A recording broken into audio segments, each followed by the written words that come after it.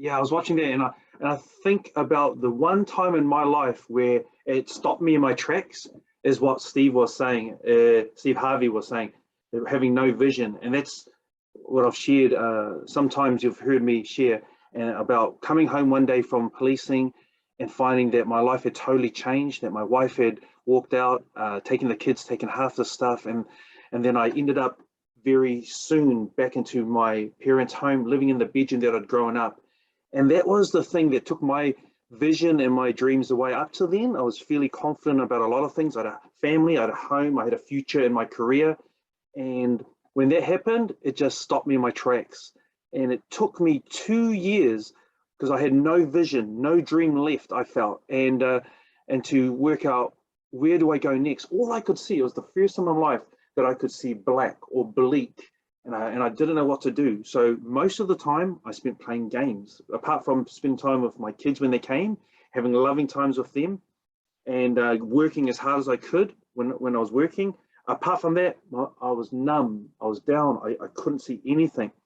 So yeah, it's so important to have a vision and a dream, because our life does, like Steve says, perish, and I was perishing. You know, when I look at this company and my why inside here, from that terrible, bleak time in my life, 3 things came out of it that really hit home for me and drives the person I am and why I keep going, not just in the crowd, but in life and everything I endeavor to do. One of them is I realized the value of time more than ever before. I was getting older. I was 43 at the time, and I looked, and for the first time it dawned on me really deeply during that deep, hard time, near the end of that, so about 45-ish, I went, you know, I can't spend my life wasting 2 years just like that. I can't do that. I don't know when it will end, but I know it's closer to ending the more I think about it. So, you know, and the second thing was my loved ones. I looked at my kids, and I saw they're getting older, and I thought, you know, I've got to do my best to continue to have quality time with them in the seasons that I have with them. They're growing at this age, and they won't be this age forever. So loved ones, so important.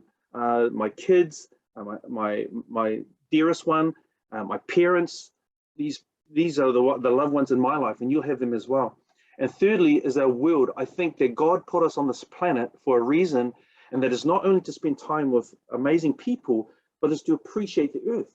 Otherwise, couldn't he just put us on a blank piece of paper and just said, well, just love people? But he wanted us to love creation as well, and to spend our times meeting people in different places and appreciating the color and the diversity of our world, people, and the planet itself. So those are the things that came home to me to drive me in my why. When I think about specifically about Crowd One, I think about 3 things. I think about the past, now, and the future. I think about who I was and where I was at before I came to Crowd One. And you've heard this story, and I shared it for those who haven't heard it, is that I was in a place where I left my job and I was confident, but COVID came along, and there's nothing you can do with confidence when you can't actually get a job. And so I watched my credit card rise to close on the limit. I watched my not having any job, not having any income coming on. I knew I still had to pay the bills. I knew I still had to look after my kids. And so I was desperate for something, somewhere. Just prior to that desperation, I had 3 people reach out with Crowd One, and I said no, because I wasn't desperate at that time. I was comfortable. A short time later, within a month, amazing what can change in a short time, I was ready for something, and I didn't even have Crowd One in my mind. You know, I didn't even have it. That's how much it featured. But John came back, Sione Fotu, and he said, I had you in my heart, and I didn't want you to miss out. And he didn't know that my life had changed. He didn't know I was in a desperate situation.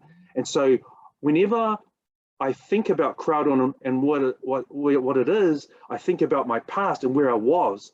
And I never want to go back to that place, that space. And I go even further back, and that's why I shared it this morning, to when I went through the bleakest, hardest time of my life. I never desperately don't want to go back to that either. So it helps me to drive more completely forward in my life. So I think about the now, I think about the present, and I look at the company from when I started to where it is now, and it is a much more evolved company. I've seen my finances change dramatically. I've seen my growth in who I am as a person deepen and move forward as well. And I go, you know what? I love what this company has done for me to grow me as a person, more than the finances. But the finances has helped me to keep free from going back to the 9 to 5, which I was tired of, which we talk about. I was tired of that life. And finally, I found something which I go, you know, I can get my teeth into it. I can see it growing.